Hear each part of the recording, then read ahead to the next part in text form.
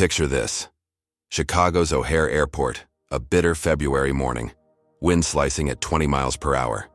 Evelyn Jackson, 68, 5 feet 2 inches, in a worn maroon coat, offers a pecan shortbread to a janitor.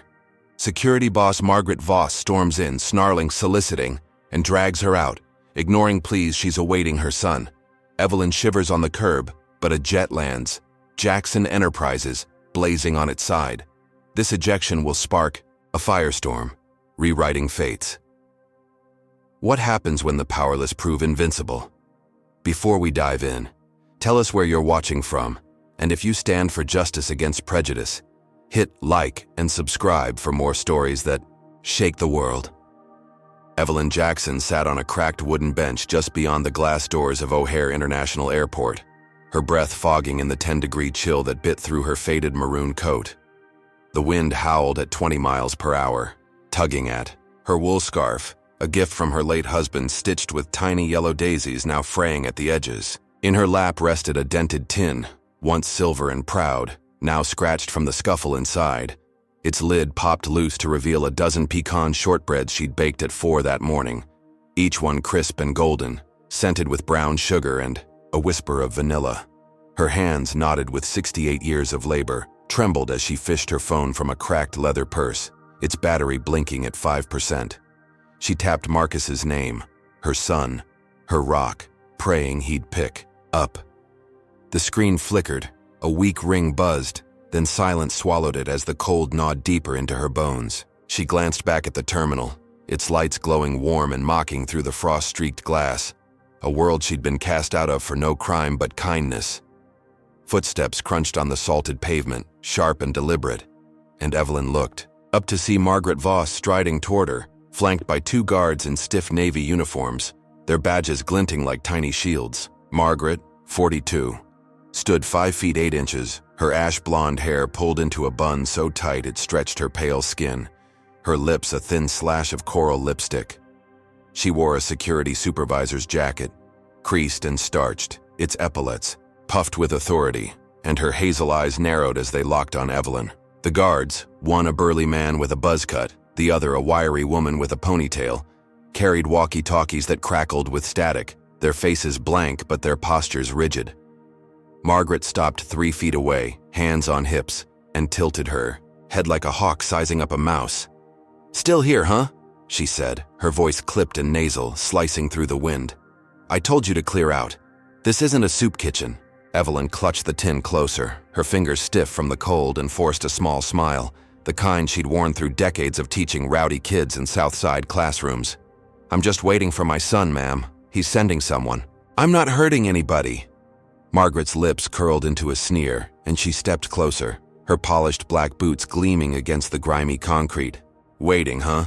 No ticket, no boarding pass, no business being here. That's loitering, plain and simple. People like you don't get to hang around and peddle handouts." Evelyn's smile faltered, the words stinging like a slap. But she kept her voice steady, soft as a prayer. "It's just a cookie, ma'am. I offered one to that nice man cleaning up.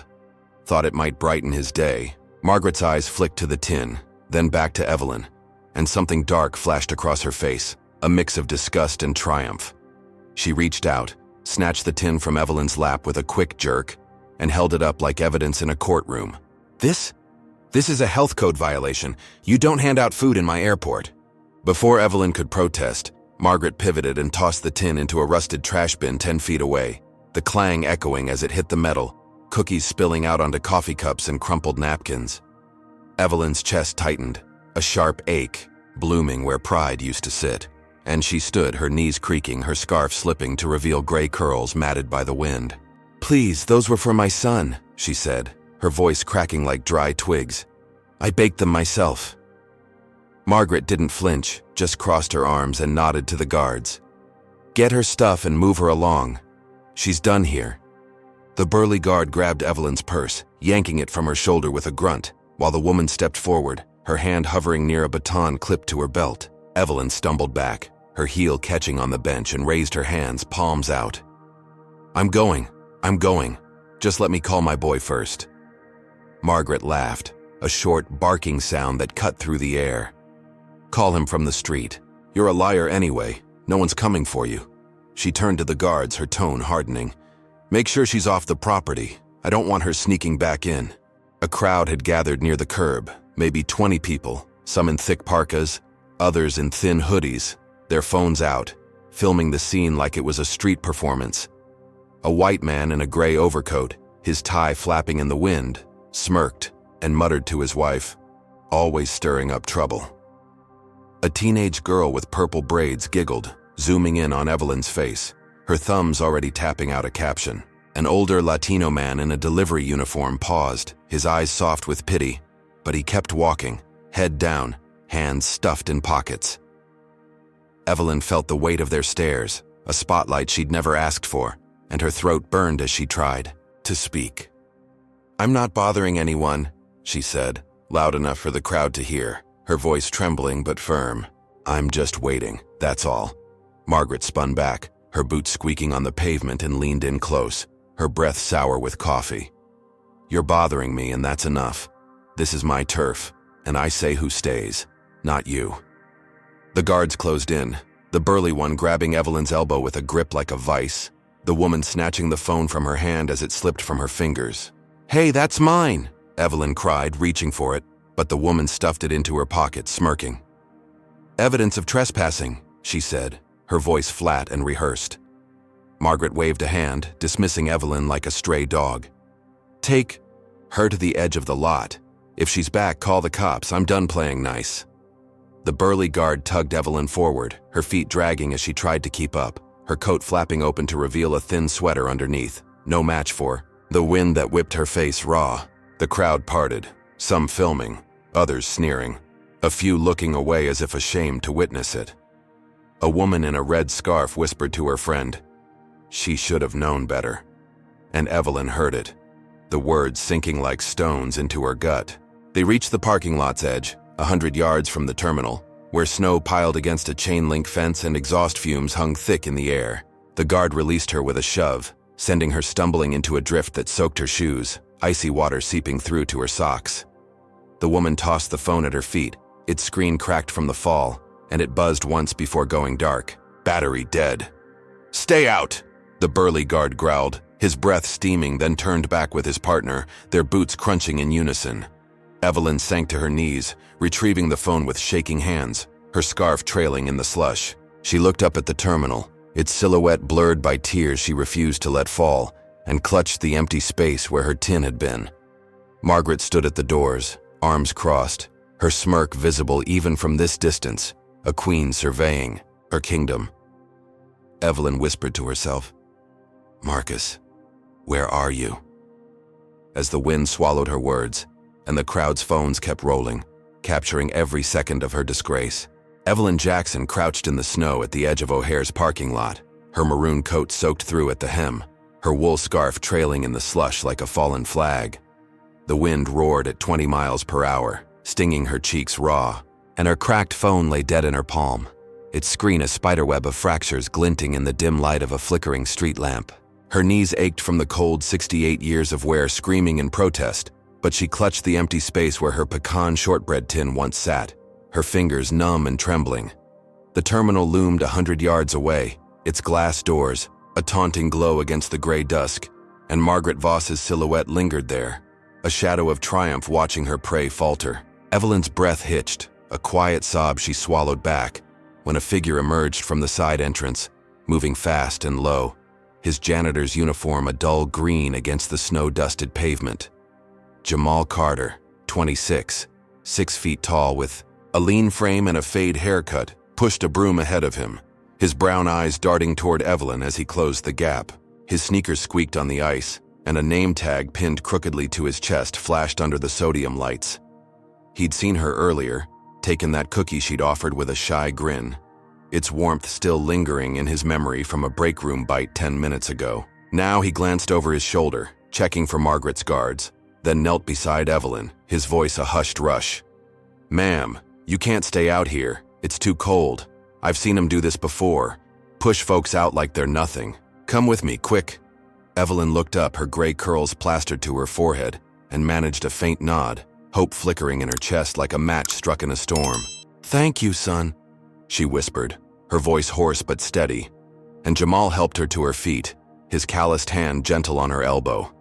He led her back toward the terminal, weaving through a maze of parked shuttles and luggage carts, the wind masking their steps. "There's a break room by the service doors," he said, keeping his head low. "You can charge your phone there, call whoever's coming. I'll watch the hall." Evelyn's heart lifted, a fragile thing beating. Faster as they slipped inside through a rusted side door, the air hitting her face with a stale warmth that smelled of burnt coffee and bleach. The break room was cramped, a folding table littered with styrofoam cups, a single outlet dangling from the wall like a lifeline. Jamal plugged in her phone with a spare cord from his pocket, its screen blinking to life at 3%, and Evelyn sank into a plastic chair, her wet coat dripping onto the linoleum. "You're a blessing," she said, smiling at him, the kind of smile that had calmed 1,000 schoolyard fights. "My boy Marcus, he'll be here soon. I just need to tell him where I am." The phone buzzed, climbing to 5%, and Evelyn tapped Marcus's name again, her fingers clumsy with cold. This time it rang, once, twice, then his voice broke through, deep and urgent, a lifeline across the static. "Mama, where are you? I'm on my way. Jet's down. But they said, you're not inside." Evelyn's eyes welled up, relief flooding her like summer rain. "Baby, I'm outside, but this young man helped me in. I'm in a back room now. They threw me out, Marcus, for nothing." His breath caught, a sharp sound over the line. "Stay put, Mama. I'm coming for you. 10 minutes, tops." She nodded, though he couldn't see, and hung up, turning to Jamal with a grin that lit her face despite the shadows under her eyes. "He's coming. Thank you, Jamal. You don't know what this means." Jamal shrugged, rubbing the back of his neck, his own smile shy but proud. "Just doing what's right, ma'am. You remind me of my Grams." But the door slammed open, a gust of cold air rushing in, and Margaret Voss stood there, her security jacket unzipped, her hazel eyes blazing with fury. Behind her loomed the wiry female guard from earlier, her ponytail swinging as she gripped a walkie-talkie, its static hissing like a snake. Margaret's gaze snapped from Evelyn to Jamal, her lips twisting into a snarl. "What's this? Sneaking back in? And you," she jabbed a finger at Jamal, "aiding a trespasser? You're done." Evelyn stood, her chair scraping the floor, and raised her hands. "No, please, he was just helping me charge my phone. I'm leaving soon, my son's almost here." Margaret ignored her, stepping closer to Jamal, her boots thudding on the linoleum. "You think you can break my rules? You're fired right now. Pack your stuff and get out." Jamal's face fell, his shoulders slumping, but he didn't argue, just nodded once, his jaw tight. Margaret turned to Evelyn, her sneer widening. "And you, old lady, thought you'd slip back in? Not on my watch." She nodded to the guard, who grabbed Evelyn's arm, her grip bruising through the damp coat. Evelyn winced, pulling back. "Please, I'm not hurting anyone, just waiting." But the guard yanked harder, dragging her toward the door as Jamal stepped forward, his voice rising. "Hey, let her go. She's not doing nothing wrong." Margaret spun on him, her hand slashing the air. "Shut it, or I'll have you arrested, too." The guard hauled Evelyn out, her phone slipping from the outlet to clatter on the floor, its cord snapping free. Evelyn stumbled into the hall, her scarf catching on a cart, tearing a strip of wool loose as she fought to keep her footing. They reached the main doors again, the crowd from earlier still lingering, phones up, filming the sequel to their viral hit.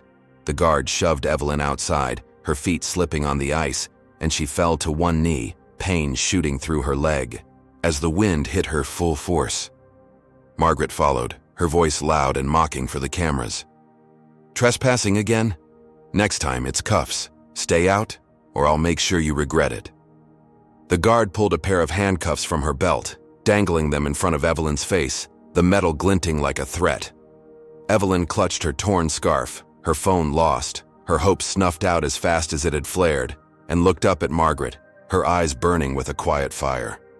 "My son's coming," she said, barely audible over the wind, but Margaret laughed, a harsh grating sound. "Sure he is. Keep dreaming." The crowd pressed closer, a white woman in a fur hat whispering, "She's at it again," while a man in a bear's jacket snorted, "Some people never learn." Evelyn sat back on her heels, the cold seeping deeper, her coat no shield against the stairs or the thread of steel around her wrists. Jamal's firing echoed in her mind, a good kid punished for her sake, and she wondered if Marcus would even find her now, with no way to call, no way to fight back. Margaret turned away, her boots clicking triumphantly, leaving Evelyn to the wind and the lenses, a spectacle of shame. What do you think, folks? Should a kind soul like Jamal lose everything for helping someone in need? Comment number 1. If you say no way, hit that like button if you're raging at this injustice, and subscribe to catch every twist of Evelyn's story. Has Margaret gone too far, or is she just the start? What happens when a mother's hope collides with a system built to break her? Evelyn Jackson knelt on the icy pavement outside O'Hare International Airport, her right knee throbbing from the fall, a sharp sting radiating up her leg as the wind howled at 20 miles per hour. Her maroon coat hung open, its zipper snagged, and useless, exposing a thin gray sweater that clung damply to her frame, no match for the 10-degree chill that clawed at her 68-year-old bones. Her wool scarf, torn from the scuffle in the break room, dangled in a ragged strip around her neck, its yellow daisies stained with slush. The cracked phone Jamal had tried to charge was gone, lost to Margaret's wrath, and her hands, empty, of the pecan shortbread tin, curled into fists against the cold. The terminal's glass doors loomed 30 feet away, their warm light a cruel tease, and Margaret Voss stood framed within them, her arms crossed, her ash-blonde bun glinting under the fluorescence, her smirk a silent victory lap as she watched Evelyn crumble. A cluster of teenagers, 5 of them, circled closer, their sneakers crunching on the salted ground, hoodies pulled tight against the wind. The tallest, a lanky boy of 17 with a backward bull's cap and a silver chain, held his phone high, its camera lens a black eye trained on Evelyn. His friends, 2 girls with glittery nails and 2 boys with earbuds dangling, snickered as he narrated in a loud, mocking drawl, "Check it, y'all. Granny Beggar's back at it, out here looking lost. This is gold." He zoomed in, the screen catching Evelyn's gray curls whipping in the gusts, her face etched with exhaustion and defiance. One girl, her braids dyed electric blue, tapped her own phone, posting the clip with a caption that flew across the internet in seconds. "Granny Beggar busted again, O'Hare edition." Evelyn looked up, her eyes meeting the lens, and spoke, her voice trembling but clear. "I'm not begging, I'm waiting for my son, that's all." The boy laughed, a sharp barking sound, and waved her off. "Yeah, right, lady. Tell it to TikTok." The crowd swelled, drawn by the commotion, maybe 30 people now. A mix of travelers and loiterers spilling from the terminal's edges. A white businessman in a pinstripe suit, his briefcase swinging, paused 10 feet away, his salt and pepper hair ruffled by the wind. He dug into his pocket, pulled out a quarter, and flicked it toward Evelyn with a casual toss, the coin spinning through the air to land at her feet, glinting dully on the ice. "Get yourself a coffee," he said, his tone dripping with pity, then turned to his wife, a woman in a camel coat, and muttered, "Probably homeless. Sad, really." Evelyn's chest tightened, a hot flush of shame creeping up her neck despite the cold, and she pushed herself to her feet, her knee buckling briefly before she steadied herself.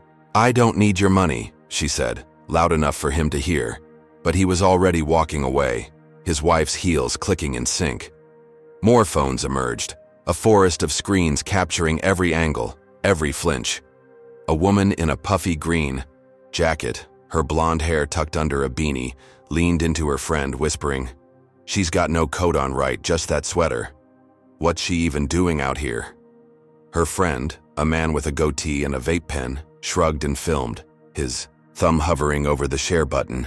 Evelyn pulled her coat closed, her fingers fumbling with the broken zipper, and scanned the crowd, searching for a kind face, a lifeline, but found only lenses and smirks. "I'm waiting for my son," she repeated, her voice rising, cracking, like brittle glass. "He's coming to get me. I don't belong out here." The bull's cap boy snorted, stepping closer, his phone inches from her face. "Sure, Granny, and I'm waiting for my private jet. Keep dreaming." His friends erupted in laughter. a chorus that drowned her words, and the clip looped online, racking up views by the thousands. Margaret Voss pushed through the doors, her security jacket flapping open, her boots thudding with purpose as she joined the spectacle. She stood at the crowd's edge, her hazel eyes glinting with satisfaction, and raised her voice over the wind. "See? Told you she's trouble. Can't stay away even after I warned her." She pulled a walkie-talkie from her belt, its antenna quivering, and spoke into it, her tone clipped and smug. "Yeah, she's back at it. Send a squad car to the west entrance. Loitering's one thing, but this is a disturbance now." Evelyn's head snapped toward her, a spark of anger flaring in her chest. "I'm not disturbing anyone. You threw me out for nothing, and now this?" Margaret's smirk widened, and she stepped closer, her shadow falling over Evelyn like a storm cloud. "Nothing? You're a walking violation. No ticket, no purpose, just cluttering up my airport. Police'll sort you out." The crowd shifted, some backing away, others pressing in, phones still rolling. A black woman in a nurse's scrubs, her hair in a tight bun, hesitated at the fringe, her eyes soft with recognition, but she turned away, clutching her bag tighter, unwilling to step into the fray. A white man in a leather jacket, his beard streaked with gray, shouted, "Get her out of here already!" and tossed a crumpled soda can that skidded across the ice, stopping inches from Evelyn's feet. She flinched, her hands balling into fists, and looked up at Margaret, her voice steady despite the tremor in her limbs. "My son's coming. You'll see. He'll be here any minute." Margaret laughed, a harsh, grating sound that echoed off the terminal walls. "Oh, I'm shaking. What's he gonna do, roll up in a taxi? You're delusional, lady."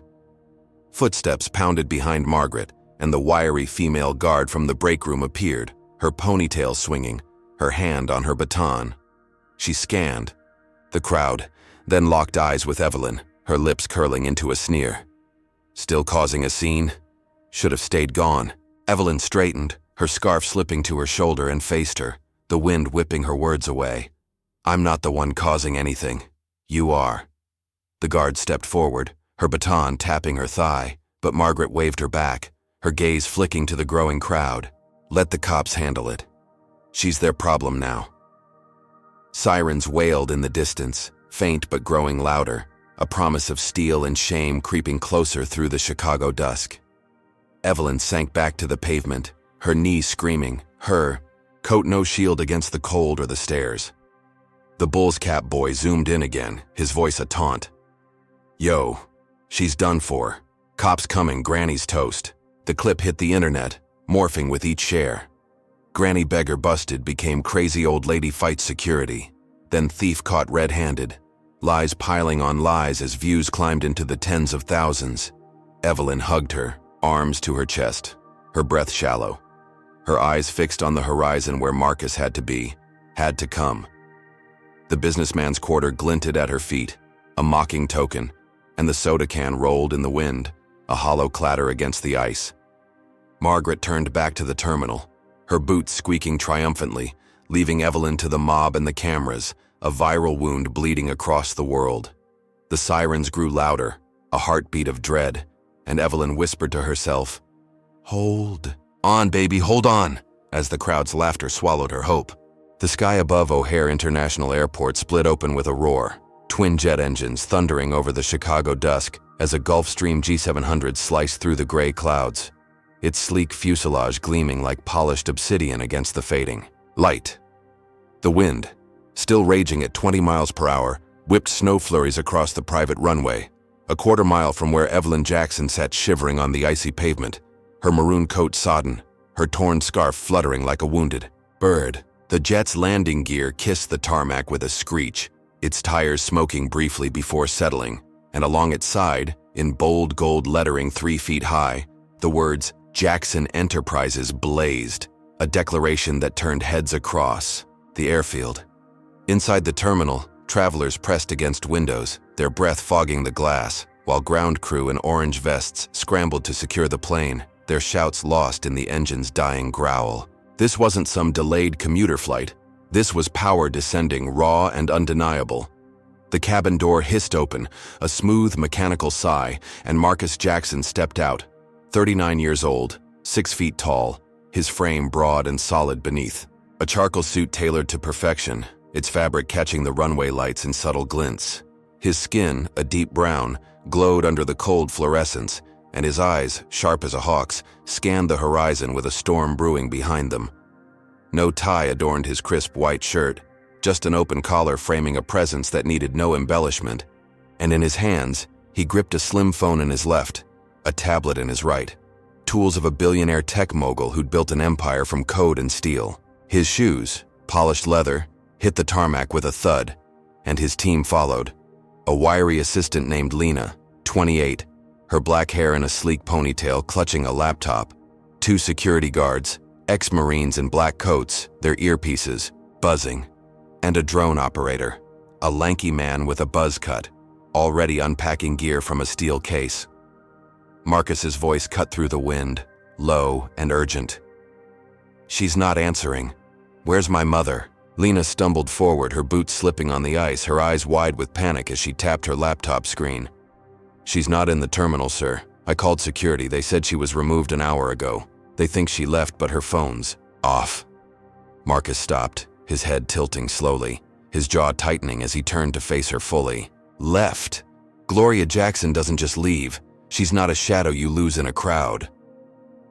His tone was quiet, deliberate, a blade wrapped in silk, and Lena swallowed hard, her fingers trembling over the keys. "I'm sorry, sir. They wouldn't." "Say more." "Said it was a loitering issue." Marcus's eyes narrowed, a flicker of rage igniting, and he thrust the tablet at her. "Pull the security feeds, now. Every camera, every angle, she's out there and I'm not waiting for excuses." Inside the terminal, Margaret Voss leaned against a ticketing counter, her security jacket unzipped, her ash blonde bun slightly askew from the day's chaos.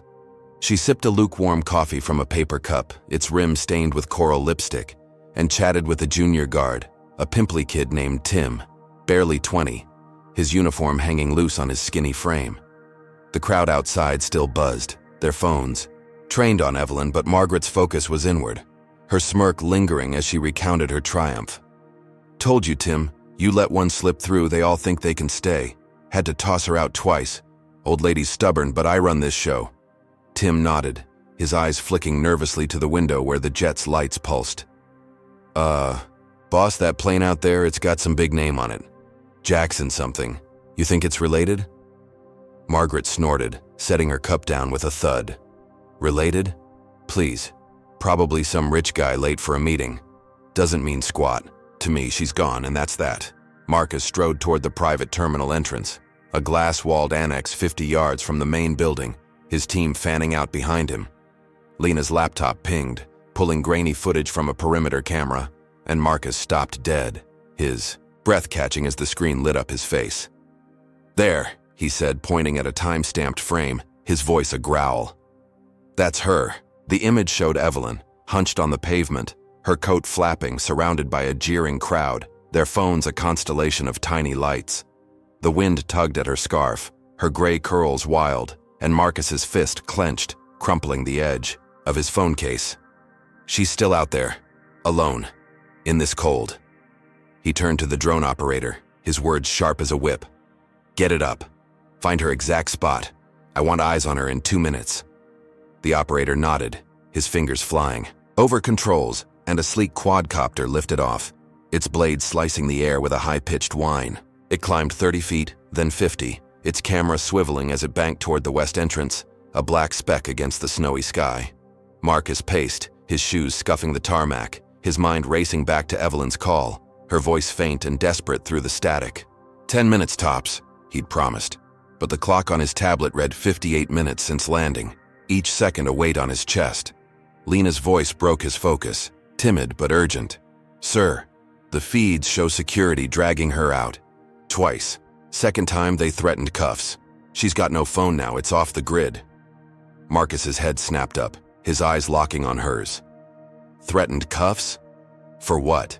Waiting for me?" Back at the counter, Margaret tossed her empty cup into a trash bin, its clatter lost in the terminal's hum, and brushed crumbs from her jacket. Tim shifted, his voice low. "Boss, what if that jet's hers? I mean, her son or something? People are talking outside." Margaret rolled her eyes, her laugh a short, bitter burst. Her son? That old lady? Tim, she's got no one. Look at her, coat falling apart, handing out cookies like some street vendor. No way she's tied to that. She glanced out the window, the Gulf Stream silhouette a distant blur, and shrugged. Rich folks don't roll up for trash like that. She's just a nuisance who won't quit. The drone buzzed over the west entrance, its feed streaming. To Marcus's tablet, and Lena gasped, her hand flying to her mouth. There, sir! Look! The screen showed Evelyn, a small figure in maroon kneeling on the ice, her scarf a tattered ribbon, surrounded by a mob of 30, maybe 40, their phones flashing like vultures circling carrion. A quarter glinted at her feet, a soda can, rolled nearby, and sirens wailed closer, red and blue lights pulsing in the distance. Marcus's jaw clenched, a muscle twitching under his skin, and he handed the tablet back, his voice ice cold. That's my mother, out there like that. Because of them. He turned to his security guards, their faces hard and ready. Get the SUV full speed. We're pulling her out now. The guards sprinted off, their coats flapping, as the drone circled lower, its camera catching Evelyn's face, pale and drawn, her lips moving in a silent plea. Marcus stared at the screen, his chest heaving, every frame a dagger twisting deeper. She'd baked those cookies for him, a ritual from his childhood, and now she was a spectacle, a target because she didn't fit their mold. He muttered under his breath, "Hold on, Mama," and strode toward the terminal, his team scrambling to keep pace. Margaret sipped a fresh coffee inside, oblivious, her smirk unshaken, assuming the jet's roar was just noise, not the sound of a reckoning bearing down. The sirens grew louder, the crowd thicker, and Evelyn shivered, her hope a fading ember in the storm, unaware that power had landed and it was coming for her. Evelyn Jackson shivered on the icy pavement outside O'Hare's west entrance, her maroon coat a sodden shell, her torn scarf whipping in the 20-mile-per-hour wind that stung her face like needles. The crowd, now 40 strong, pressed closer, their phones a relentless swarm of lights, capturing her every shudder as sirens wailed nearer, red and blue flashes painting the dusk. Her knee throbbed from the fall, a dull pulse of pain, and her hands, empty of her pecan shortbread tin, clutched her chest, 68 years of resilience fraying under the weight of their stares. A quarter glinted mockingly at her feet, a soda can rolled in the slush, and she whispered Marcus's name, a prayer lost in the chaos. Above, a drone hummed, its blades a faint buzz, its camera unseen but watching, streaming her plight to a tablet half a mile away where her son stood, his fury igniting. Marcus Jackson stormed through the private terminal's glass doors, his charcoal suit cutting a sharp line against the fluorescent glare, his 6-foot frame radiating a quiet storm. His team trailed him. Lena, her ponytail swinging as she clutched, her laptop, and 2 ex-Marine guards, their black coats billowing, earpieces crackling with updates. The drone feed glowed on his tablet, Evelyn's small figure a wound in his chest, and he moved fast, his polished shoes pounding the tile as he crossed into the main terminal, 100 yards from where Margaret Voss stood. She leaned against a counter, her security jacket open, her ash-blonde bun glinting, sipping coffee with a smirk, oblivious to the jet's meaning or the man bearing down. Marcus spotted her, his eyes locking on her starched epaulets, and his voice sliced through the hum of travelers. "You. Where's my mother?" Margaret turned, her hazel eyes narrowing, her cup pausing midair as she sized him up. His suit, his stance, his rage. She set the coffee down, slow and deliberate, and stepped forward, her boots squeaking on the floor. "Your mother? Who are you, suit guy? We don't track every stray who wanders in." Marcus's jaw tightened, a muscle twitching, and he held up the tablet, the drone feed frozen on Evelyn's shivering form. "This is her. Evelyn Jackson. You threw her out. Twice. She's out there now freezing because of you." Margaret glanced at the screen, her smirk faltering for a heartbeat, then returning sharper. "Oh, her. The cookie lady. She's a nuisance, no ticket, no business here. I told her to go and she kept coming back. My rules. My call." Marcus stepped closer, his voice low, a growl wrapped in steel. "Your rules? She was waiting for me. That jet out there, that's mine. Jackson Enterprises. She's no nuisance. She's my mother, and you've got her out in 10-degree weather like trash." Margaret's eyes flicked to the window, the Gulfstream's gold lettering a distant gleam, and her laugh was short, brittle. "Fancy plain doesn't change facts. She's got no past, she's loitering. I don't care who you are, she doesn't belong here." She crossed her arms, her epaulets puffing, and nodded toward the doors. "She's out there causing a scene. Look at that crowd. That's on her, not me." Marcus's fist clenched, his tablet creaking. But before he could reply, tires screeched outside, an SUV roaring up, his guards leaping out to carve a path through the mob. The crowd parted, some stumbling back, others filming Marcus's team. But Evelyn remained trapped, her scarf snagging on a stranger's boot as she tried to stand. The sirens hit a crescendo, 2 squad cars skidding to a halt, their doors flying open as 4 officers spilled out, batons in hand, their navy uniforms stark against the snow. Margaret seized the moment, her walkie-talkie snapping to her lips. "Officers, over here, she's the one resisting trespassing, you name it, cuff her." The lead cop, a stocky man with a buzz cut and a badge reading Sergeant Hayes, strode toward Evelyn, his boots crunching ice, his hand on his cuffs. Marcus lunged forward, shoving through the terminal doors, his voice booming. "Stop. That's my mother. She's not resisting anything." But Hayes ignored him, grabbing Evelyn's arm, yanking her up as she gasped, her knee buckling under the strain. Evelyn's coat flapped open, her sweater no shield against the wind, and she cried, "Out, I'm not fighting, please, my son's here." Hayes twisted her wrist, the cuffs clicking halfway on, cold metal biting her skin, and the crowd roared, some cheering, others shouting protests. Marcus reached the edge, his guards flanking him. But Margaret stepped outside, her voice loud and smug. "Too late, hotshot. She's a problem, and I'm solving it. You can pick her up at the station." She smirked, her hazel eyes glinting with triumph, and waved the cops on. "Take her. She's all yours." Hayes finished the cuffs, locking them tight, and dragged Evelyn toward the car, her feet slipping, her scarf trailing in the slush, as Marcus shouted, "You can't do this. She's done nothing wrong." The second cop, a wiry woman with a ponytail, blocked Marcus, her hand on her baton. "Back off, sir, or you're next. This is procedure." Marcus's guards tensed, ready to move, but he held up a hand, his eyes burning into Margaret. "Procedure? This is personal. You're targeting her because of who she is, how she looks. You think I don't see it?" Margaret laughed again, stepping closer, her breath steaming in the cold. "Think what you want. She's a nobody who wouldn't leave. Now she's gone, and you're wasting my time." She turned to Hayes, her tone sharp. "Get her out of here. I've got an airport to run."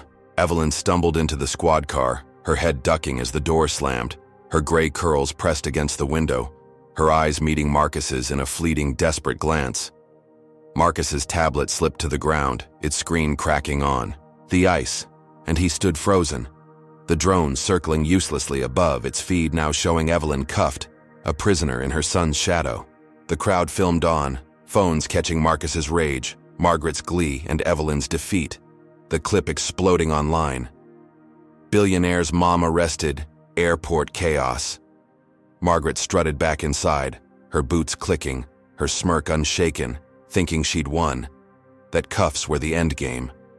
Marcus clenched his fists, his breath ragged, and muttered, "This isn't over." As the squad car pulled away, its lights fading into the snow, Lena ran up, her laptop trembling in her hands. "Sir, they're taking her downtown. What do we do?" Marcus's eyes stayed on the car, his voice a whisper. "We get her back, and they pay." What's your take on this, folks? Should a mother like Evelyn be cuffed for waiting, just because she doesn't fit their mold? Comment number 1 if you're screaming no, hit that like button if Margaret's power trip has you boiling, and subscribe to see this fight unfold. Can you imagine the sting of seeing your own mom hauled off like that? What happens when Marcus unleashes his full force against a system that won't bend? Evelyn Jackson sat in the back of the squad car, her wrists aching under the tight steel cuffs, the cold metal digging into her 68-year-old skin as the vehicle jolted over Chicago's icy streets. Her maroon coat, still damp from the snow, clung to her frame, its broken zipper leaving her thin gray sweater exposed to the chill seeping through the cracked window. Her torn scarf lay crumpled in her lap, its yellow daisies a faded memory of warmth, and her gray curls pressed against the glass, her breath fogging in shallow bursts. The sirens had faded, replaced by the low hum of the engine and the static crackle of the police radio, a dispatcher's voice droning about a pileup on I-90. Sergeant Hayes drove, his buzz cut silhouetted against the dashboard lights, while the wiry female cop, Officer Ruiz, sat shotgun, her ponytail swaying as she scribbled on a clipboard. Evelyn's knee throbbed from the fall, a dull ache pulsing with each bump, but her eyes stayed fixed on the rearview mirror, searching for Marcus's face, his promise of rescue now a distant echo. The car pulled into a holding lot behind the airport's security annex, a squat brick building ringed by chain-link fencing, its floodlights casting harsh shadows across the snow. Hayes killed the engine, his thick fingers drumming the wheel, and Ruiz hopped out, her boots crunching as she yanked Evelyn's door open. "Out!" she barked, her voice flat, and grabbed Evelyn's arm, pulling her onto the pavement. Evelyn stumbled, her cuffed hands throwing off her balance, and the wind hit her again, 20 miles per hour of biting cold that tore at her exposed sweater. "Please," she said, her voice hoarse but steady. "I didn't do anything wrong.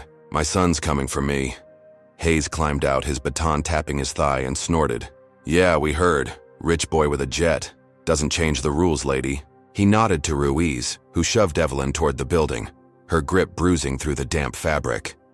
Inside, the air was stale, thick with the smell of mildew and burnt coffee, and fluorescent bulbs buzzed overhead, casting a sickly yellow glow. They pushed Evelyn into a holding room, a 10 by 10 box with peeling gray walls, a metal table bolted to the floor, and a single chair that creaked under her weight.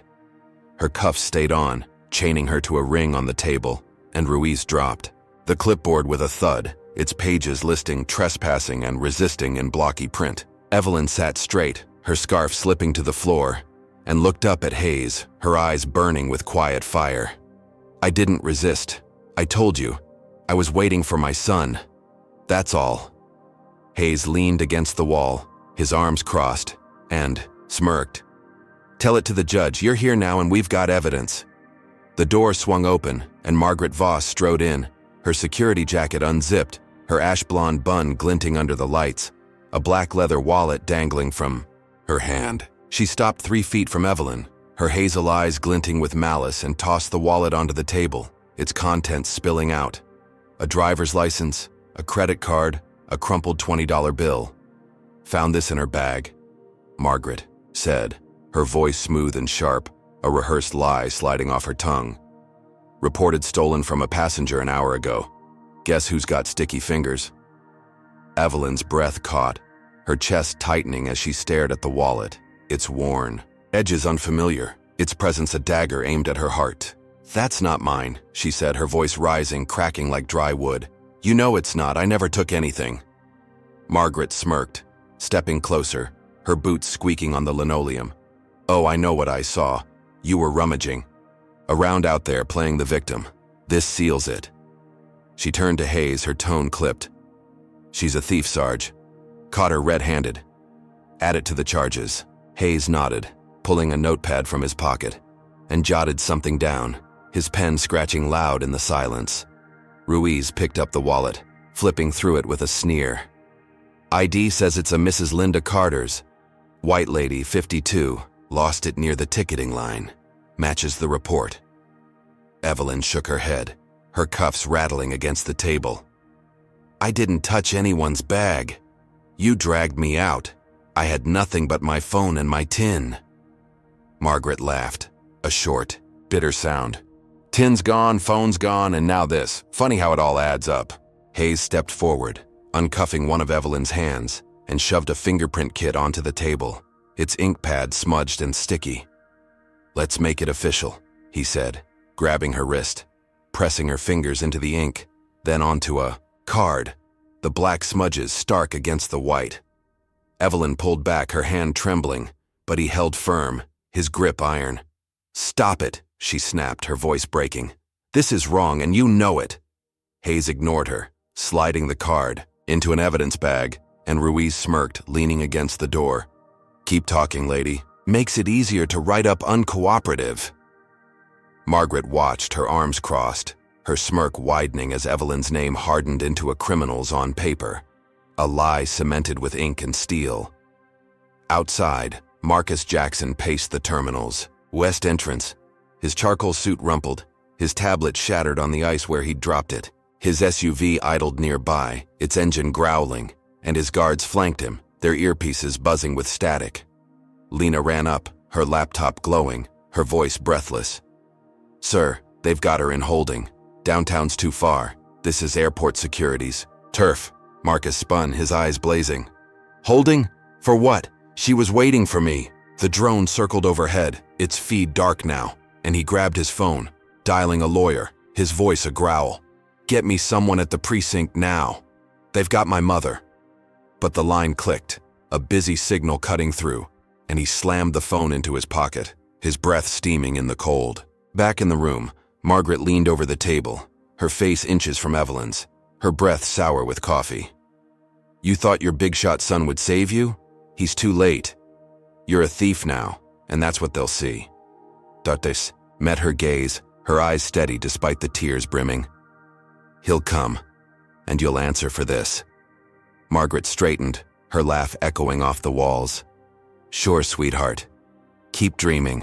She nodded to Hayes, who hauled Evelyn up, recuffing her hands behind her back, and pushed her toward a cell down the hall, its bars rusted and cold.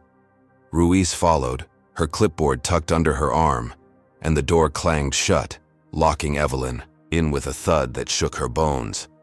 The cell was 6 by 8, a concrete slab for a bed, a toilet stinking of rust in the corner. Evelyn sank onto the slab, her coat dripping onto the floor, her scarf a limp heap beside her. Her fingerprints, burned in her mind, a mark she'd never earned. And the wallet's lie gnawed at her, a setup so blatant it stole her breath. Outside, the internet erupted, the crowd's footage morphing. Granny beggar busted became airport thief caught, views soaring into the hundreds of thousands, her face plastered across screens as a criminal. Marcus's SUV peeled, out, racing toward the annex, but Hayes smirked through the bars, his voice low. "You're ours now, lady. No jets changing that." Evelyn clutched her scarf, her whisper fierce. "He's coming," she said, and the lie tightened its grip, Margaret's victory a noose around her neck. Evelyn Jackson sat on the concrete slab in her 6 by 8 cell, her wrists raw from the cuffs that had been removed only minutes ago, the steel's bite lingering on her 68-year-old skin. Her maroon coat, soaked and heavy, dripped, a puddle onto the rusted floor, and her thin gray sweater clung to her frame, offering no warmth against the damp chill seeping through the bars. Her torn scarf, its yellow daisies stained with slush, rested in her lap, a fragile tether to a life beyond this cage. The cell stank of rust and despair, the toilet in the corner gurgling faintly, and the fluorescent light overhead buzzed, casting jagged shadows across her gray curls. Her knee ached, a sharp throb from the fall, but her eyes burned with a quiet defiance, fixed on the hallway where Sergeant Hayes had smirked before leaving, his words echoing, "You're ours now." The wallet, a lie planted by Margaret Voss, sat in an evidence bag somewhere, branding her a thief, and the weight of that falsehood pressed harder than the concrete beneath her. The annex door clanged open, a hollow boom reverberating through the walls, and Hayes returned, his buzz cut glinting under the lights, his baton swinging lazily at his side. Officer Ruiz trailed him, her ponytail bouncing, her clipboard gone, replaced by a set of keys jangling in her hand. "Good news, lady," Hayes said, his voice thick with mockery as he unlocked the cell. "We're cutting you loose. Leniency, you know, first offense and all. Don't say we're not fair." Evelyn stood, her knees creaking, and clutched her scarf, her voice steady despite the tremor in her hands. "I didn't steal anything. You know that." Hayes shrugged, stepping aside as Ruiz grabbed her arm, pulling her into the hall. "Doesn't matter what I know. Charges are dropped. For now, get out before we change our minds." Evelyn stumbled forward, her coat flapping, and followed them to the exit, her heart lifting slightly. A flicker of hope that Marcus was near.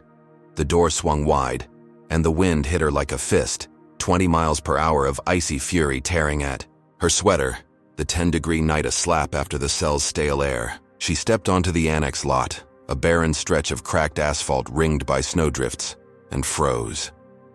A mob waited, 50 strong, their faces twisted with rage, their breath steaming in the floodlights. Men in leather jackets, women in hoodies, teens with phones aloft, all drawn by the viral lies airport thief caught. A burly man in a red cap, his beard flecked with gray, stepped forward, his fists clenched, and shouted, "There she is! The old hag who stole from us!" Evelyn's chest tightened, her scarf slipping as she raised her hands. "I didn't. Take anything. It's a lie!" But her voice drowned in a roar, the crowd surging, their phones flashing, capturing her fear. A woman in a puffy blue coat hurled a half-empty coffee cup, its lukewarm contents splashing Evelyn's face, stinging her eyes with bitter heat. "Thief!" she screamed, and the mob echoed, a chorus of slurs and curses rising like a tide. A skinny teen in a black beanie chucked a rock, its jagged edge grazing Evelyn's shoulder, tearing her coat as she stumbled back. "Please, stop!" she cried, her arms shielding her face. But the burly man lunged, grabbing her scarf and yanking it free, its daisies trampled under his boots. "You don't belong here, Granny!" he bellowed, and the crowd cheered, a bottle shattering at her feet, glass spraying across the ice. Evelyn fell to one knee, her hands scraping the pavement, blood welling from a cut as the wind whipped. Her curls wild. Tires screeched, a black SUV roaring into the lot, its headlights slicing through the mob as Marcus Jackson leapt out, his charcoal suit rumpled, his 6-foot frame a wall of fury. His guards followed, ex-Marines in black coats, their fists ready, and they shoved through, parting the crowd like a blade. "Mama!" Marcus shouted, his voice cracking, and he reached Evelyn, pulling her up, her weight sagging against him as the mob howled. A guard tackled the burly man, pinning him to the ground while the other swung at a teen swinging a chain, the metal clattering away. Marcus wrapped his arm around Evelyn, her coat tearing further, and dragged her toward the SUV, glass crunching, under their feet. "I've got you," he whispered, his breath ragged, but a brick sailed from the back, smashing the vehicle's rear window, shards raining into the snow. Inside the terminal, Margaret Voss watched from a security monitor, her ash-blonde bun glinting, her hazel eyes alight with glee. She leaned into her walkie-talkie, her voice low and sharp. "Yeah, she's out. Crowd's handling it. Call the Patriots. Tell them it's open season on her." She smirked, sipping coffee, her boots propped on a desk as the screen showed Evelyn's rescue, Marcus's SUV rocking under the mob's assault.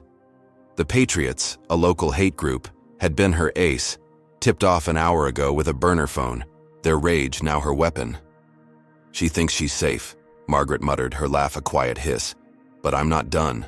The mob thickened, a woman in a red scarf swinging a purse that caught Evelyn's arm, bruising her through the sweater as Marcus shoved her into the SUV. The driver gunned the engine, tires spinning on ice, and the vehicle lurched forward, the crowd pounding its sides, fist-denting metal. A man in a denim jacket smashing a headlight with a pipe. Marcus held Evelyn close, her head against his chest, her breath shallow as she clutched his suit, blood from her hand smearing the charcoal fabric. "They set me up," she gasped, her voice breaking. "A wallet, Marcus. They said I stole it." His jaw clenched, his eyes scanning the mob through the cracked window, and he nodded, his voice a growl. "I know, Mama. I'll fix this." The SUV broke free, fishtailing onto a side road, the mob's shouts fading, bottles and rocks skittering in its wake.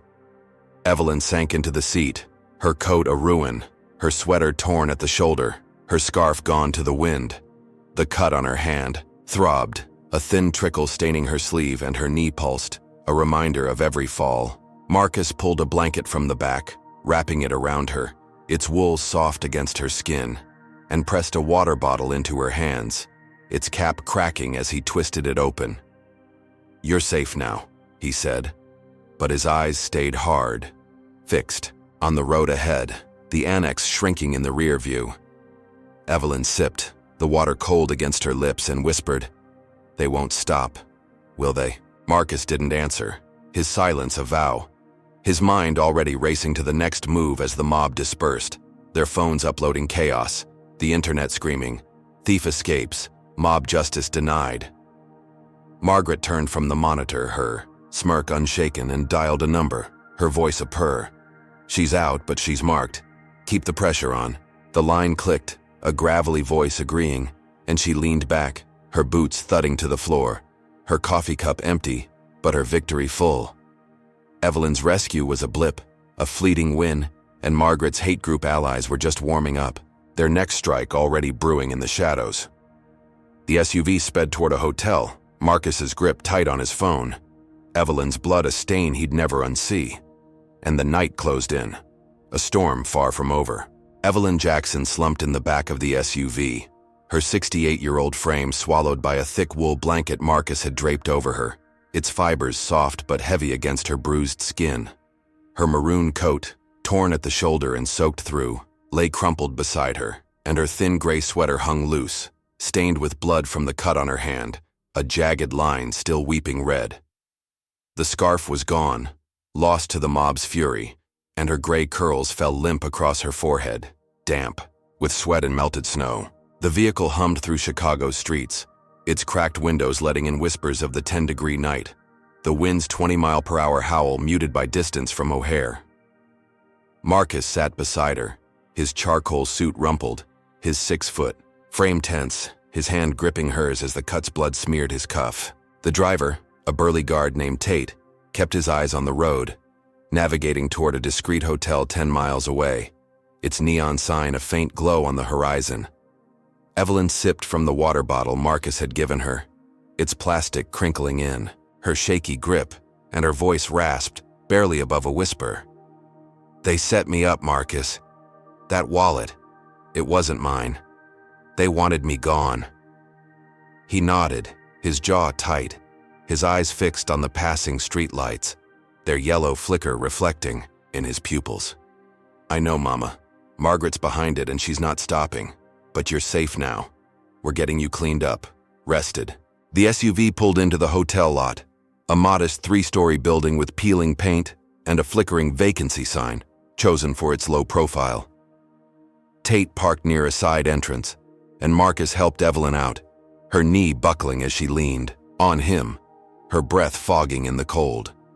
The second guard, a wiry man named Reese, scouted ahead, his black coat blending into the shadows as he checked the lobby. Inside, the room was sparse but warm, a double bed with a faded quilt, a chipped dresser, and a heater rattling in the corner. Marcus eased Evelyn onto the bed, her coat discarded in a heap, and fetched a first aid kit from the SUV, bandaging her hand with gauze that stung against the raw flesh. She winced, but her eyes softened, a faint smile tugging at her lips. "You always take care of me, baby." He forced a grin, tucking the blanket around her. "Always will, Mama. Rest now. I've got people working on this." Reese returned, nodding silently, and Tate stayed by the door, his bulk a sentinel against the night. Evelyn sank into the pillow, her eyelids drooping, the day's weight pulling her toward sleep, her trust in Marcus a fragile anchor.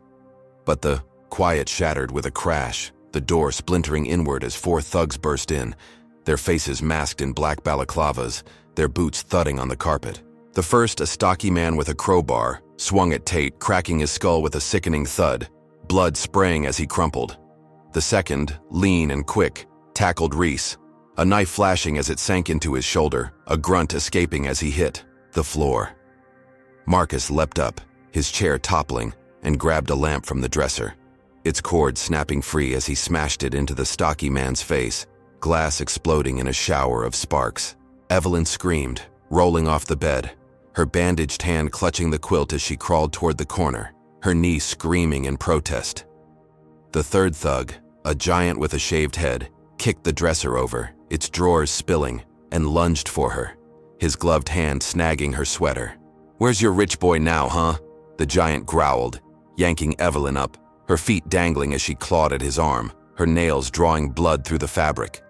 Marcus roared, tackling him, the two crashing into the wall, plaster cracking, as fists flew. The fourth thug, a woman with a buzz cut, stood back, a radio crackling in her hand, and smirked, her voice muffled but clear. "She's here, boss.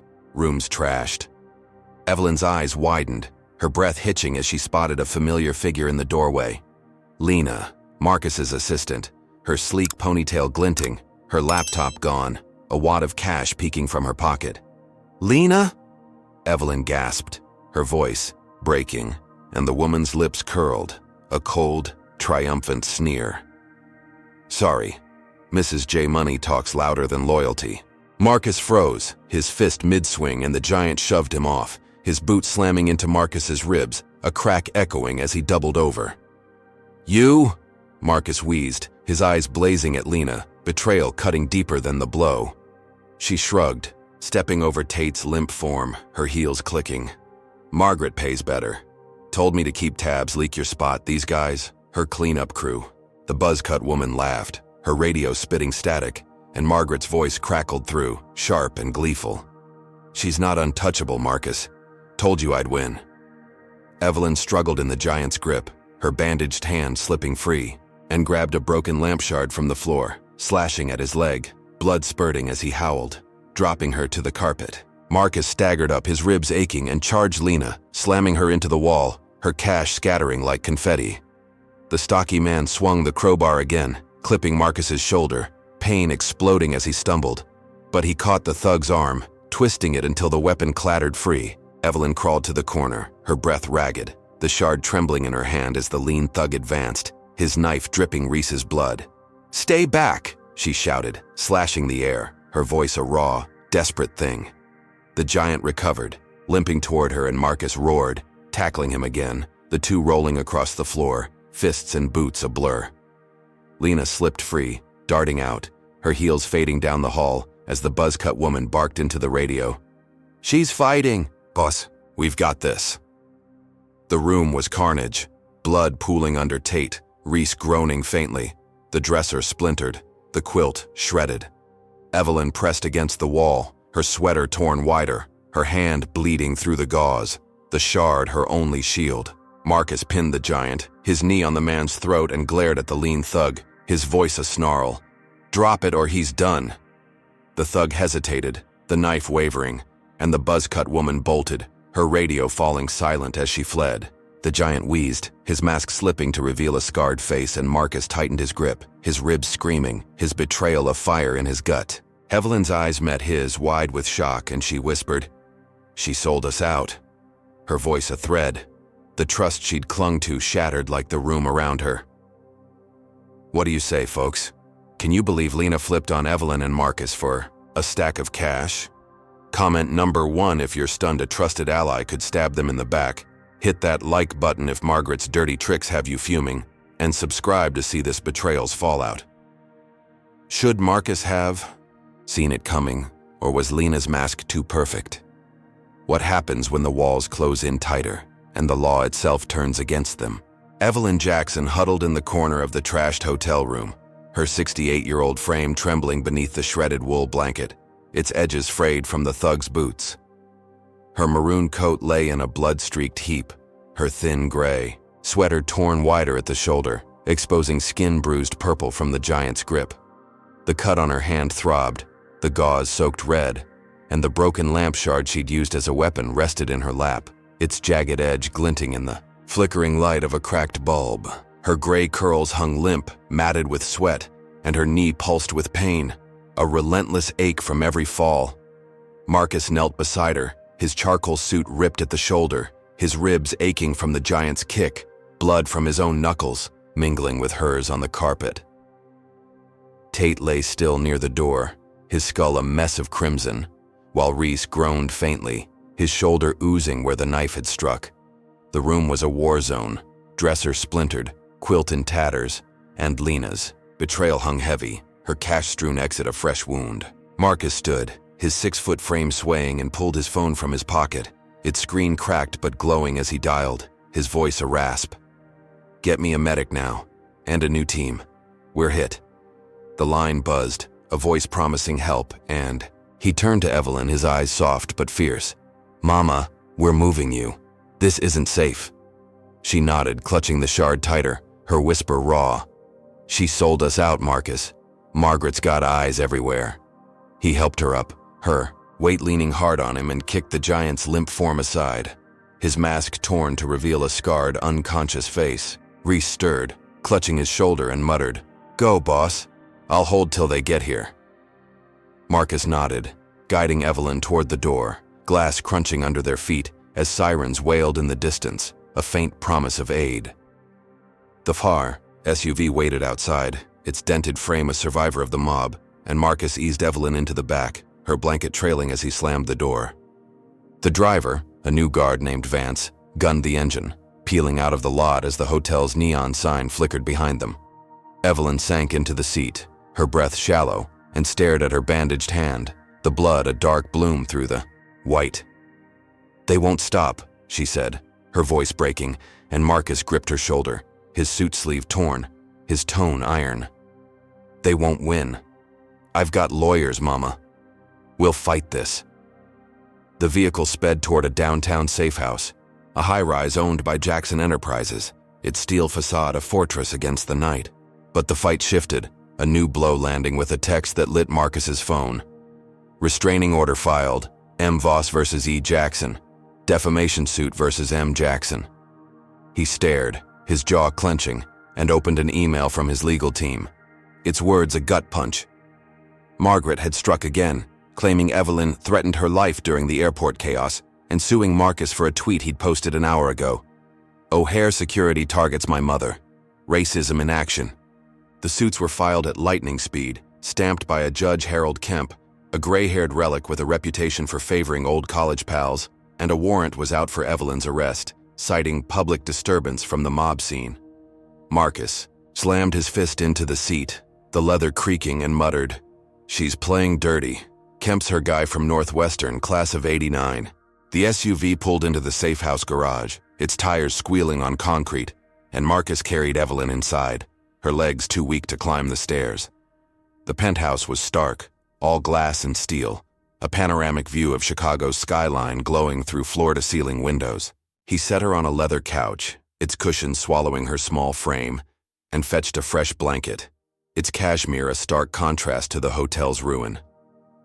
Evelyn's eyes fluttered, exhaustion pulling her under, but she grabbed his hand, her voice a thread. "They're framing me again, aren't they?" Marcus nodded, his phone buzzing with updates, and sat beside her, his ribs a dull ache. "Yeah, Mama, restraining order's a lie, says you scared her, and they're after me for calling it out. But we've got proof, the drone feed, witnesses." The doorbell chimed, a harsh buzz cutting the silence, and Vance opened it, revealing two cops in crisp navy uniforms, their badges glinting, a warrant in hand. The taller, a lanky man with a mustache named Officer Grant, stepped forward, his voice clipped. "Evelyn Jackson, you're under arrest. Public disturbance, multiple. Complaints, come with us." Marcus stood, his 6-foot frame towering, his suit a tattered shield. "She's not going anywhere. This is a setup and you know it." Grant's partner, a stocky woman with a buzz cut named Officer Lee, drew her baton, her eyes hard. "Step, back sir, or we'll add resisting. Judge Kemp signed off, it's legit." Evelyn rose, her blanket slipping, her bandaged hand trembling as she faced them. "I didn't disturb anything. They attacked me, not the other way around." Grant ignored her, grabbing her arm, his grip bruising through her sweater, and Lee shoved Marcus back, her baton jabbing his chest. "Move, rich boy! Law's law!" Marcus stumbled, his ribs screaming, and Evelyn cried out, "No, leave him!" As Grant dragged her toward the door, her feet dragging, her knee buckling under the strain. Cameras flashed outside, paparazzi, swarming the garage, their lenses catching every second as the cops hauled Evelyn into a squad car, its lights pulsing red and blue. Marcus lunged after them, his phone filming, his voice roaring. "This is Margaret Voss. She's rigging the system."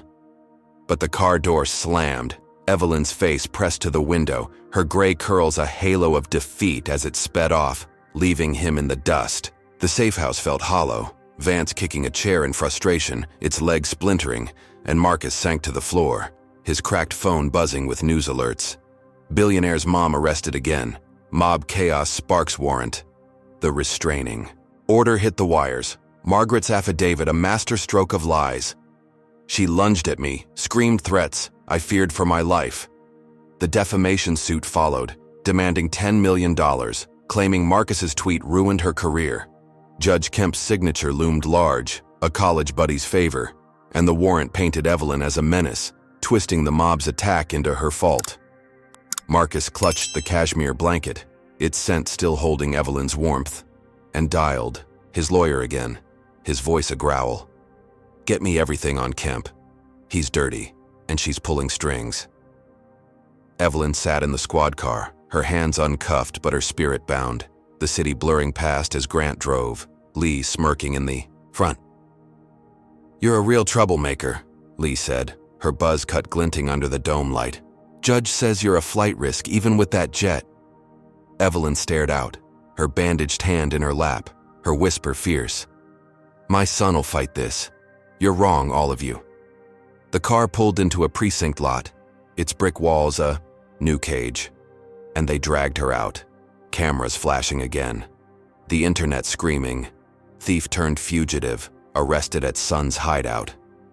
Marcus watched from the penthouse, his ribs a dull roar, his phone filming the car's retreat, and vowed, she's not staying there, as Margaret's legal noose tightened, her victory a venom spreading fast.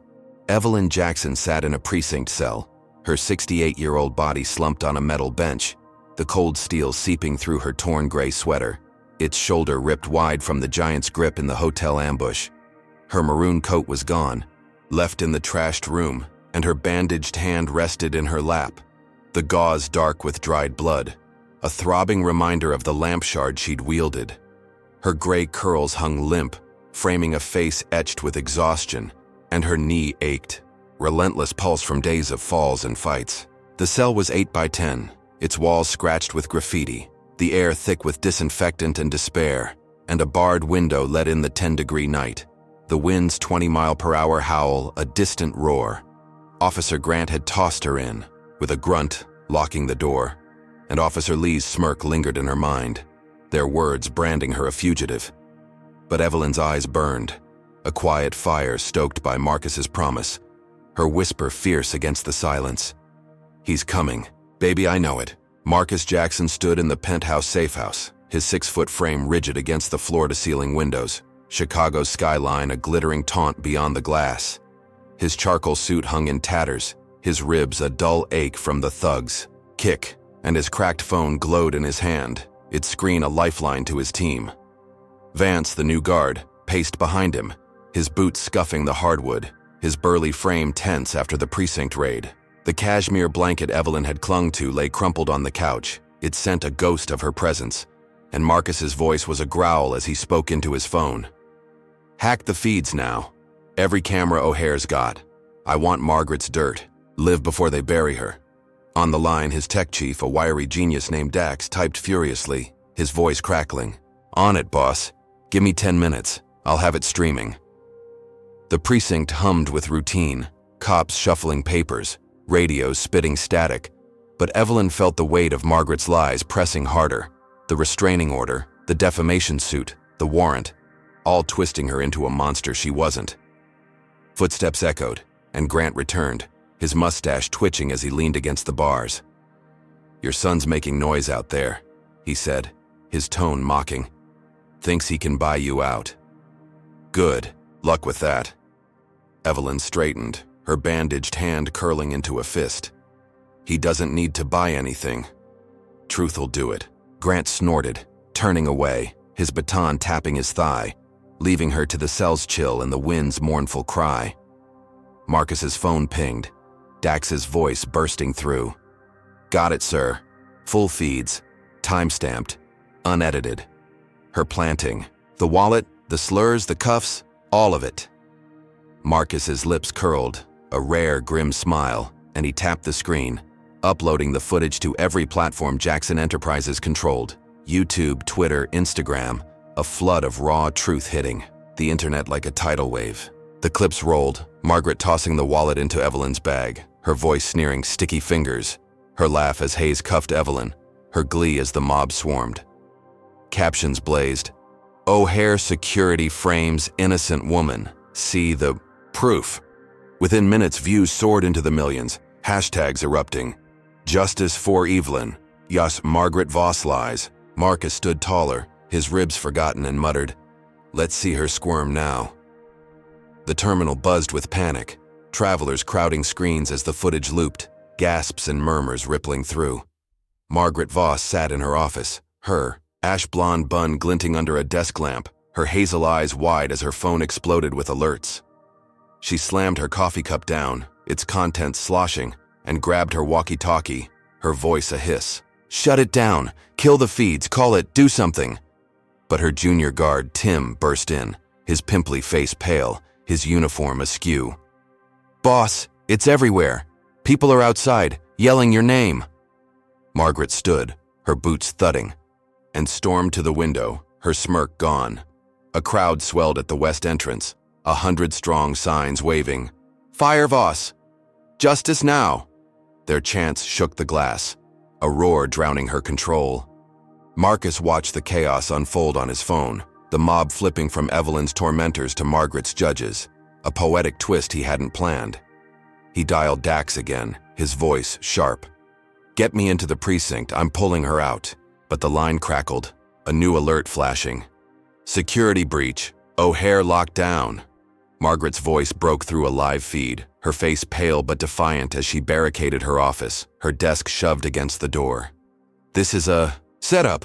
I'm the victim here," she shouted, her lies unraveling as the crowd pounded the terminal doors, glass cracking under their fury. Then, a new sound, boots marching, and private security stormed in.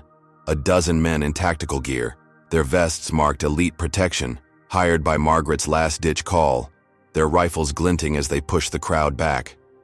Evelyn heard the precinct radio spike, a dispatcher barking, "Riot at O'Hare, all units respond." Grant rushed out, leaving her cell unguarded, and she stood, her knee protesting, her bandaged hand gripping the bars. The footage had reached here too, a TV in the bullpen blaring Margaret's crimes, cops whispering, their faces uneasy. Evelyn's heart leapt, a fragile hope blooming, but the private guard's arrival shifted the game, their orders crackling over intercepted channels. "Find Jackson, both of them. Voss says neutralize." Marcus saw it too, his phone streaming the tactical team's sweep, and he grabbed Vance, his voice a snarl. "They're coming for her again. We move now." The safehouse door slammed open, Marcus sprinting to the SUV, Vance behind, their tires screeching as they raced toward the precinct 10 miles away. Margaret's guards fanned out, half holding the terminal, half hunting Evelyn, their radios buzzing with her location, leaked by a mole still in Marcus's circle. The crowd turned feral, a man in a parka hurling a brick through a terminal window, glass raining as chants grew louder. "Let her go!" Evelyn pressed against the bars, her breath fogging, her whisper fierce. "Marcus, hurry!" The precinct door banged open, a guard in tactical gear looming, his rifle slung low, his voice muffled by a mask. "Jackson, you're coming with me." Evelyn stepped back, her bandaged hand raised, her eyes blazing. "Not without my son." Marcus's SUV hit 80 miles per hour, weaving through traffic, his phone glued to his ear as Dax hacked precinct, cameras feeding him live shots of Evelyn's cell, the guard advancing. "She's cornered," Dax said, his voice tight, and Marcus floored it, his ribs a dull roar, his mind racing. Margaret huddled in her office, her boots pacing, her walkie-talkie, spitting updates as her guards closed in, her desperation a wildfire. The footage kept rolling, her slurs echoing online, the crowd's rage a mirror to her downfall. But her hired muscle pushed back, batons swinging, tear gas hissing, turning O'Hare into a battleground. Evelyn faced the guard, her small frame, unyielding, her voice a thread of steel. "You won't win this," she said. And the precinct lights flickered, the storm breaking wide open. Evelyn Jackson stood in the precinct cell, her 68-year-old frame trembling but defiant, her torn gray sweater hanging loose, its shoulder ripped wide from the hotel ambush, exposing bruises that bloomed purple against her skin. Her bandaged hand gripped the bars, the gauze stiff with dried blood, and her gray curls framed a face carved with exhaustion, her knee throbbing from days of relentless punishment. The 8x10 cell was a cold tomb, its graffiti-scratched walls closing in, the 10-degree wind howling through the barred window at 20 miles per hour, a faint roar against the precinct's hum. The tactical guard loomed before her, his black vest marked elite protection, his rifle slung low, his masked face a shadow of Margaret's wrath. "Move it, Jackson," he growled, his voice muffled, and unlocked the door, his gloved hand reaching for her arm. Evelyn stepped back, her bandaged hand raised, her voice steel. "I'm not yours to take." The guard lunged, his grip clamping. Her wrist, twisting it until the scarred skin burned, and Evelyn cried out, her knee buckling as he dragged her into the hall. The precinct was chaos, radios blaring about the O'Hare riot, cops sprinting out, leaving her alone with this hired thug. He shoved her toward a back exit, his rifle jabbing her spine, and kicked the door open. The wind hitting her like a wall, tearing at her sweater, her breath fogging in the icy night.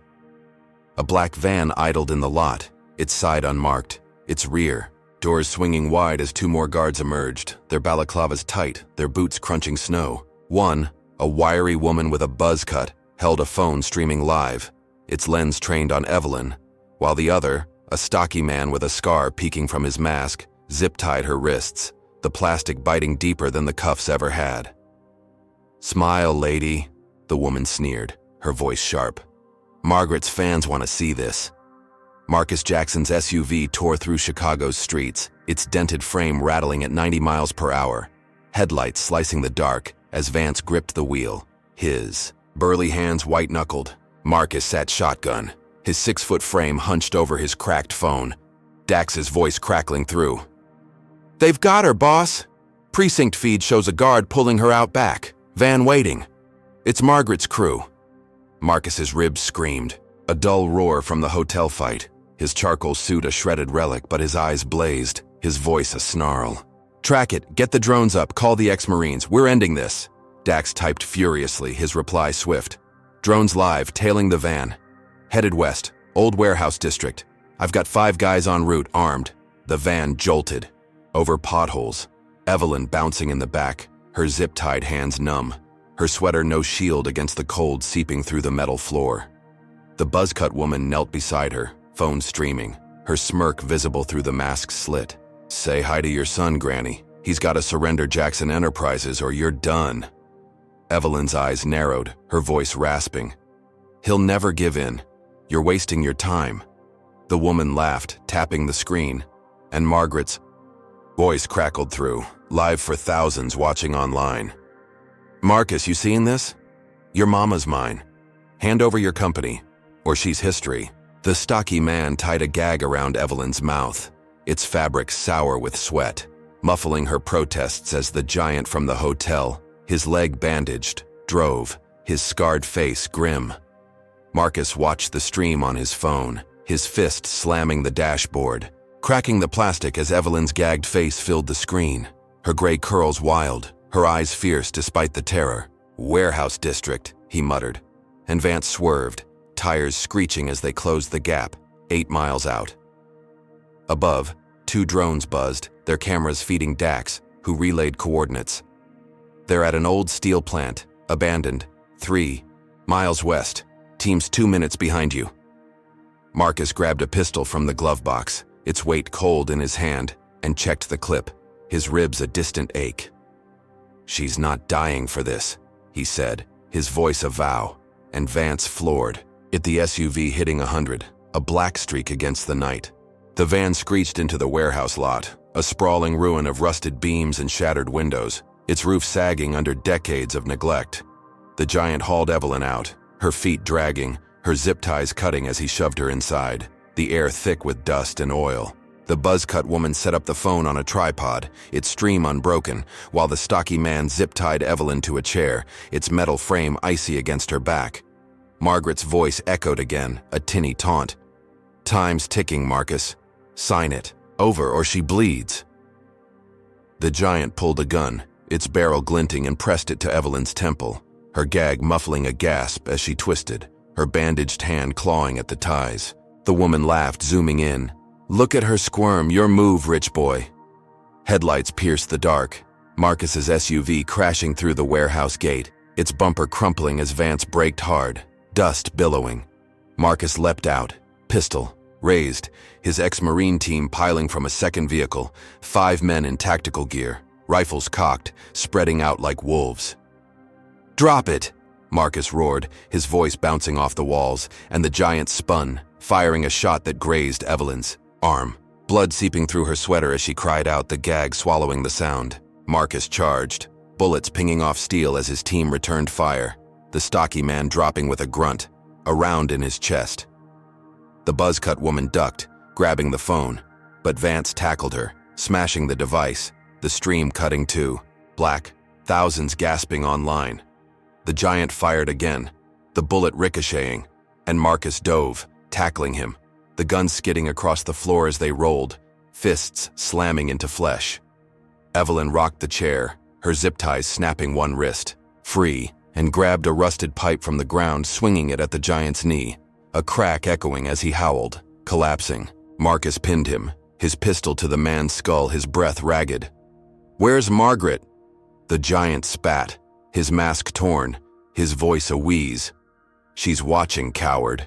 Vance cut Evelyn's ties, her gag falling, and she stood, blood dripping from her arm, her pipe trembling in her hand as she faced Marcus, her voice raw.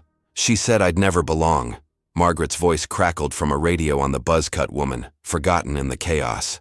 "You'll never belong," she screamed, her tone unhinged, and Marcus grabbed it, his eyes blazing as he spoke into it. "You're done, Voss. It's over." The ex-Marines secured the thugs, zip-tying their wrists, blood pooling on the concrete, and Evelyn leaned on Marcus, her sweater a ruin, her arm a crimson streak. The drones circled, their feeds now Marcus's, capturing the rescue, the internet, shifting. Evelyn freed, Voss's goons down. Margaret's office at O'Hare trembled, her desk barricade shaking as the crowd outside roared, her last stand crumbling in real time, her scream a distant echo of defeat. Evelyn Jackson slumped against Marcus in the warehouse's dust-choked air, her 68-year-old frame trembling from the ordeal, her torn gray sweater soaked with blood from the graze on her arm, its shoulder ripped wide from days of violence. Her bandaged hand hung limp, the gauze a dark crimson knot, and her gray curls clung to her sweat-streaked face, framing eyes that burned with a weary defiance. Her knee throbbed, a relentless ache, but she gripped the rusted pipe she'd used to fight, its weight a testament to her unbroken will. The warehouse was a graveyard of chaos, the giant thug unconscious at Marcus's feet, his mask torn, blood pooling from his shattered knee. The stocky man lay dead, a bullet through his chest, while the buzz-cut woman groaned, zip-tied by Vance, her smashed phone a silent witness to the failed stream. Marcus's ex-Marine team secured the scene, their rifles lowered, their tactical vests scuffed from the firefight, and the drones hummed overhead, their feeds now his, capturing every second of the rescue. Marcus stood over the giant, his 6-foot frame heaving, his charcoal suit a shredded ruin, his ribs screaming from the hotel beating, his pistol still pressed to the thug's skull. Blood from Evelyn's graze smeared his hand, a red vow binding them, and his voice was a snarl as he kicked the radio closer, Margaret's last scream looping in static. "You'll never belong." He grabbed it, his eyes blazing, and spoke into it, his words ice cold. "You're wrong, Voss. She belongs more than you ever will, and you're finished." He dropped it, crushing it under his boot, the plastic splintering as the signal died, and turned to Evelyn, his face softening. "Mama, we're getting out of here." She nodded, her pipe clattering to the floor, and leaned harder on him, her bloodied arm a weight he carried without flinch. Vance approached, his burly frame tense, his voice low. "Boss, we've got him locked down, but she's still out there. What's the play?" Marcus's eyes flicked to the drones, then back to Evelyn, her breath shallow, her sweater a rag of pain. "Get her to the jet. Medic's waiting. I've got one more move." He lifted her gently, her small form cradled against his chest, and strode toward the SUV, its dented frame a battered chariot in the snow-dusted lot. The ex-Marines piled the thugs into a corner, their zip ties tight, and Vance climbed into the driver's seat, gunning the engine as Marcus settled Evelyn in the back, a fresh blanket wrapping her, its wool a stark contrast to the filth she'd endured. "Hold on, Mama," he whispered, his hand brushing her curls, and the vehicle roared off, tires spinning toward the private runway where the Gulfstream G700 waited. It's gold, Jackson Enterprises, lettering a beacon in the night. Inside the warehouse, the buzz-cut woman stirred, her mask slipping, her smirk gone as she spat blood, her voice a rasp. "She's crazy, you know. Margaret said she'd blow it all if she lost." Marcus froze, his hand on the SUV door, and turned back, his eyes narrowing. "Blow what?" The woman coughed, her buzz cut glinting under a broken bulb. "Vest. She's got a bomb. Said it's her last card." Marcus's chest tightened, his mind racing to Margaret's barricaded office, the crowd, the chaos, and he slammed the door, barking at Vance. "Go now, get her safe!" The SUV peeled out, Evelyn's face fading behind tinted glass, her blood a stain on his soul as he sprinted back, grabbing a rifle from an ex-Marine, his ribs a dull roar he's ignored. O'Hare's terminal was a war zone, the crowd now 200 deep, their signs splintered from clashes with Margaret's private guards, tear gas lingering in acrid clouds. Marcus burst through a side entrance, his phone buzzing with Dax's voice. "Boss, she's on the top floor, office locked tight. Feed shows her pacing, something strapped to her chest." Marcus climbed the stairs 3 at a time, his rifle slung, his cracked phone streaming the drone's view. Margaret, her ash blonde bun unraveling, her security jacket bulging with a vest wired in red and black, her hazel eyes wild as she clutched a detonator. The crowd's chants shook the walls. "Justice for Evelyn!" And glass crunched under his boots. The riot a heartbeat of rage he'd ignited. He reached her door, its steel frame barricaded with a desk, and kicked it, wood splintering as he roared, "Voss, it's over!" She spun, her face pale, her smirk a ghost as she raised the detonator, her voice unhinged. "Over? I'll take you all with me. You think you've won?" Marcus aimed the rifle, his finger steady, but his eyes locked on the vest, wires dangling, a crude threat he couldn't read. "Drop it, or I drop you," he said, his tone steel, and she laughed, a shrill, broken sound. "Your mama's dead, anyway. I made sure of it." His breath caught, Evelyn's grays flashing in his mind, and he lunged, tackling her, the detonator flying as they hit the floor, her vest thudding against his chest. The crowd below froze, their phones up, streaming the standoff, millions watching as Marcus pinned her, his rifle clattering, his hands tearing at the vest. She clawed at him, her nails raking his face, but he ripped it free, wires snapping, and flung it aside, its lights dead. A dud. A bluff born of desperation. Margaret screamed, her boots kicking, her voice a wail. "You can't do this, I'm in charge!" He stood, dragging her up, her jacket ripping, and shoved her against the wall, his breath ragged. "You're nothing now." The ex-Marines stormed in, zip-tying her wrists, her bun collapsing as she sobbed, her empire a ruin in real time. The SUV screeched onto the runway, Vance braking hard as the Gulfstream's door hissed open, a medic rushing out, his kit flashing in the jet's lights. Evelyn stumbled out, her blanket trailing, her arm a crimson streak, and the medic caught her, easing her aboard, a stretcher waiting. Blood dripped from her sweater, the graze shallow but fierce, and she winced as he cleaned it, her voice faint. "Marcus, where's my boy?" Vance radioed, his voice steady. "He's got her, ma'am. Voss is down." Evelyn's eyes closed, relief washing her face, and she sank back, the jet's warmth a balm to her battered frame. Marcus emerged from the terminal, his suit a bloodied rag, his ribs afire he pushed through, and sprinted to the jet, the crowd parting, their cheers a thunder he barely heard. He climbed aboard, finding Evelyn bandaged anew, her arm wrapped, her gray curls resting on a pillow, a tray beside her holding tea and a slice of peach pie, its crumble crust a nod to her own recipe. She looked up, her smile weak but real, and whispered, "I just wanted to bring you cookies, baby." He sank beside her, his hand gripping hers, blood and all, and laughed, a raw, broken sound. "You did, Mama. You brought me everything." The jet's engines roared, lifting off, and Marcus pulled his phone, its cracked screen glowing with a final play. "Dax," he said, his voice firm. "Buy O'Hare. Every share, every deed. It's ours." Dax's laugh crackled through. "Already on it, boss. Deal's closing now." Marcus hung up, his eyes meeting Evelyn's, and he grinned, wiping blood from his cheek. "Fired the board too. It's Jackson turf now." She tilted her head, her voice playful despite the pain. Fancy jet and an airport? You sure they'll let me in? He squeezed her hand, his tone steady. They don't let you in, Mama. You own it. The nation watched, screens blazing with the endgame. Billionaire buys O'Hare, Voss arrested, Evelyn freed. Margaret sat in a squad, car below her bunner wreck. Her sobs drowned by sirens as cops hauled her off. Her vest a dud, her power a memory. Evelyn sipped her tea. The jet climbing, Chicago shrinking below, and murmured, I never asked for this. Her voice a thread of grace. Marcus nodded, his ribs easing, his empire reborn. You didn't have to. You showed up, and that's enough. The jet leveled off, the skyline a distant glow, and Evelyn smiled, bloodied but unbroken, her quiet strength a legacy that rewrote the rules, leaving America stunned, a new dawn breaking over a battlefield she'd never meant to fight. This gripping tale of Evelyn Jackson and her son Marcus unveils profound lessons about resilience, systemic injustice, and the power of truth.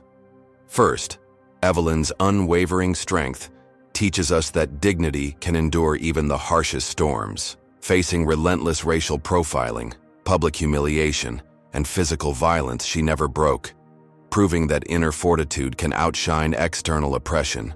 Her quiet defiance against Margaret Voss's cruelty reminds us to stand tall, no matter the odds. Second, Marcus's fierce loyalty and ingenuity highlight the impact of fighting back with both heart and strategy. His use of technology to expose lies and reclaim power shows that justice demands action, not just hope. Third, the story exposes the ugly reality of systemic bias, where a simple act of kindness, offering cookies, spiraled into a nightmare because of Evelyn's race. It's a stark wake-up call. Prejudice festers in rules and authority, often cloaked as policy. Finally, the reversal, with Marcus buying O'Hare, underscores that true victory isn't just survival, it's rewriting the narrative. Evelyn didn't just escape. She owned the ground that rejected her, a testament to turning pain into power. These lessons hit hard, urging us to confront injustice head-on, support the marginalized, and wield truth as a weapon. Evelyn's journey, from a curb to a jet, isn't just her win, it's a mirror for society. So what do you think? Have you seen racism twist everyday moments into battles? Comment below, hit like if this story fired you up, and subscribe for more tales of grit and justice. Share it to spark change, because every voice counts. Thanks for joining us on this wild ride. Here's to a world where kindness isn't a crime and strength always rises. Stay bold, stay kind, and keep pushing forward.